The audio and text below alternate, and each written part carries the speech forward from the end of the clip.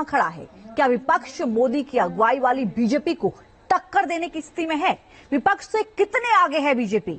ये रिपोर्ट से समझिए।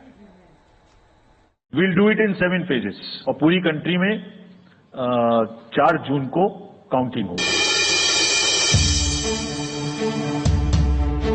Mandate of poll will be 7th of May। तारीख आ चुकी है, 2024 की बिसात बीत चुकी है।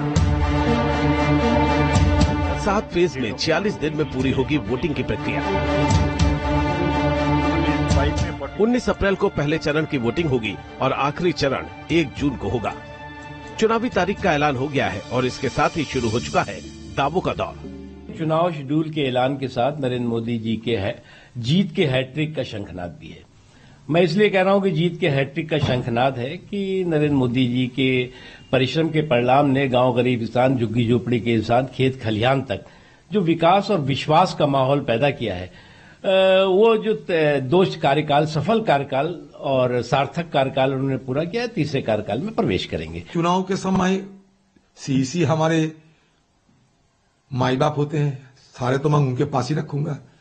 उम्मीद भी करूंगा कि हमारे देश में जो चुनाव होने वाला है वो सही सलामत हो, आम लोग निश्चित तरीके से निर्भय होकर, निडर होकर सब मतदान करें और चुनाव में निष्पक्षता बरकरार रहे और सबके साथ न्याय हो। फिर चुनावी अखाड़े में आमने सामने हैं 2 गठबंधन। पीएम मोदी की अगुवाई में एनडीए और कांग्रेस की अगुवाई में इंडिया गठबंधन। लेकिन असली लड़ाई 2 राष्ट्रीय पार्टियों की है। बड़ा सवाल है कि क्या कांग्रेस सीधी लड़ाई में बीजेपी को टक्कर दे पाएगी? अगर 2019 के आंकड़ों पर बात करें तो कांग्रेस के लिए ये उत्साहजनक नहीं है।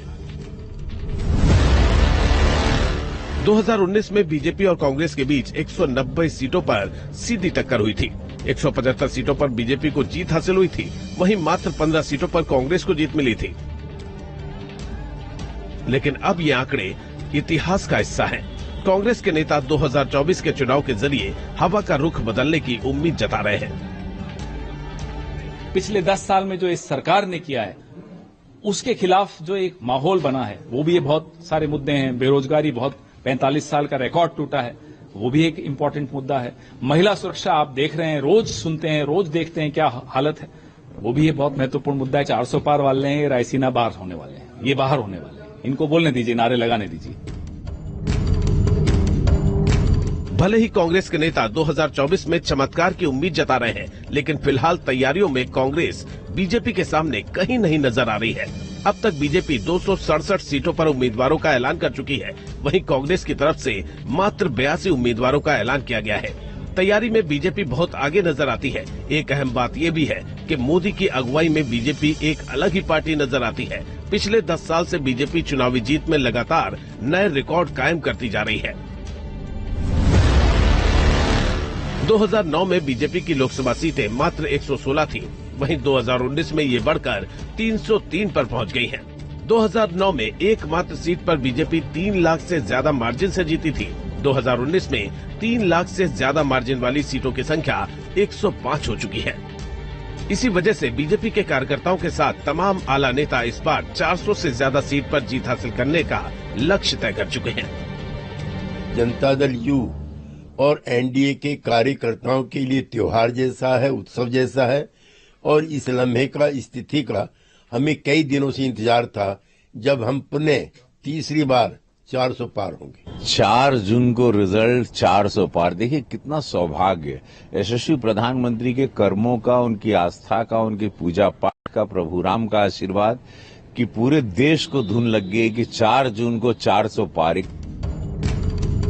कांग्रेस गठबंधन के लिए इस वक्त सबसे बड़ी मुसीबत एकजुटता भी है।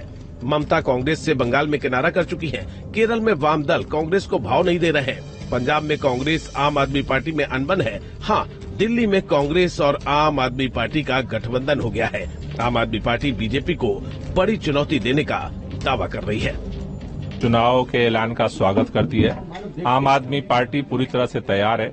इंडिया गठबंधन के साथ मिल करके हम पूरी मजबूती के साथ चुनाव लड़ेंगे और हमें इस बात का भरोसा है कि जिस तरह से भारतीय जनता पार्टी की 10 साल की सरकार रही है, जिस तरह से संविधान, लोकतंत्र, सभीयों की धज्जियां उड़ाई गईं, मुझे लगता है कि ये लोकतंत्र का जो पर्व है चुनाव, वो जनता को अपने दिल की आवाज को व्यक्त करने का बड़ा माध्यम है और जनता इसमें बदलाव करेगी। बड़ा सवाल विपक्ष और एनडीए गठबंधन के बीच वोटों के अंतर का भी है। ज्यादातर राज्यों में बीजेपी और विपक्ष के वोटों का अंतर 10% से ज्यादा है। सवाल है कि क्या विपक्षी दल इस 10% के अंतर को कम कर पाएंगे या फिर 2024 में एक बार फिर बीजेपी को रिकॉर्ड जीत मिलेगी। Team news nation.